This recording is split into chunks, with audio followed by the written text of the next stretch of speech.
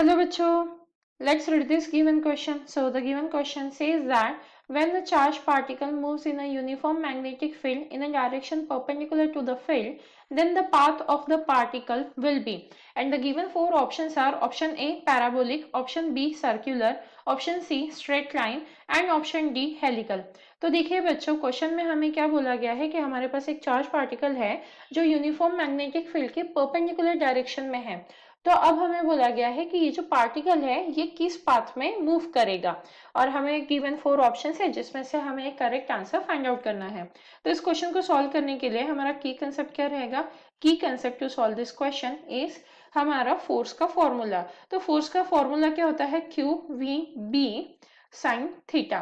Q क्या represent कर रहा है? चार्ज। वी रिप्रेजेंट कर रहा है यहाँ पर velocity of that charge particle.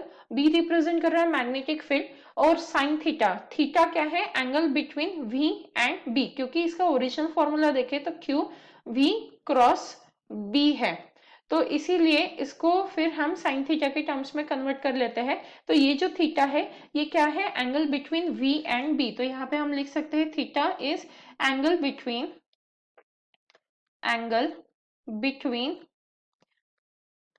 V and B। V and B मतलब पार्टिकल की जो वेलोसिटी है उसके और मैग्नेटिक फील्ड के बीच का एंगल। अब देखिए क्वेश्चन में हमें क्या बोला गया है कि ये आपस में परपेंडिकुलर है, मतलब हमें थीटा की वैल्यू गिवन है। तो गिवन वैल्यू क्या है हमारी? Theta is equals to 90 degree. तो ये हमें गिवन है। अब देखिए अगर मान लीजिए थीटा 90 डिग्री है तो पाथ क्या रहेगी? It will B circle. It will B circle. मान लेते हैं जो थीटा है वो क्या है? जीरो है।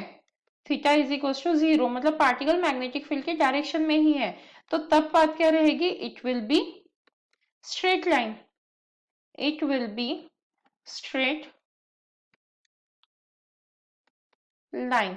और अगर थीटा कुछ रैंडम वैल्यू दी है, जैसे कि वो जीरो से तो बड़ा है बट 90 डिग्री से कम है, तो तब पाथ क्या रहेगी? It will B helical path. It will B helical path. तो इससे हमें क्लियर है कि जो हमारा पाथ है वो क्या रहेगी? जो हमारी यहाँ पे पाथ है वो कौन सी रहेगी?